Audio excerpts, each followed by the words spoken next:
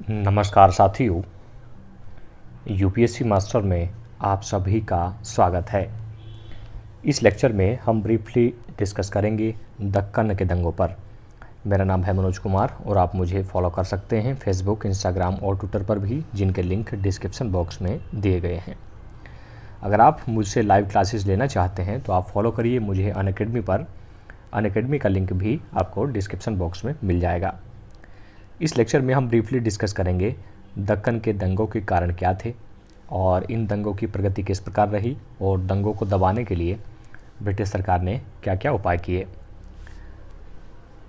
मित्रों, पश्चिम भारत के दक्कन क्षेत्र में जो कृषक विद्रोह रहे या जो दक्कन के दंगे रहे, इनका जो प्रमुख कारण था वो रैयतवाड़ी भू राजस्व व्यवस्था थी।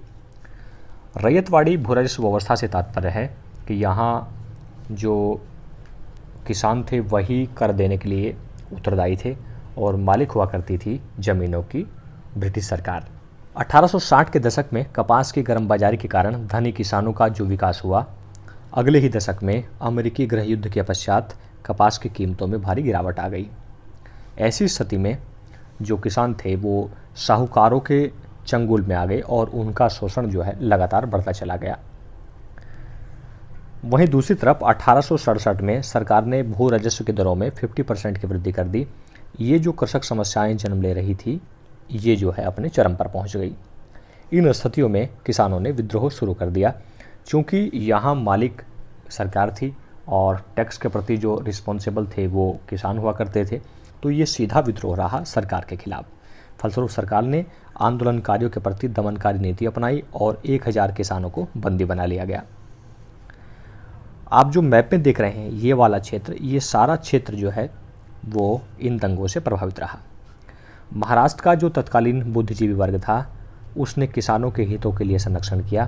1875 से 77 के मध्य जो महादेव गोविंद रानडे, जिनको हम जस्टिस रानडे के नाम से भी जानते हैं, इन्होंने पूना सार्वजनिक सभा के माध्यम से भू राजस्व अधिनियम 1867 के विरुद्ध पूना और मुंबई में आंदोलन चलाए और किसानों का समर्थन किया।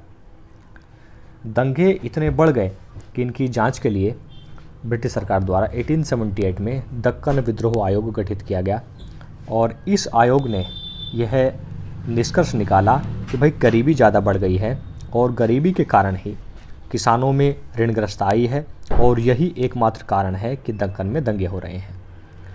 इस आयोग ने सुझाव दिया कि एक अधिनियम पारित किया जाना चाहिए और उसमें भू राजस्व की दरें कम की जानी चाहिए, तभी जाकर इन दंगों से छुटकारा पाया जा सकता है।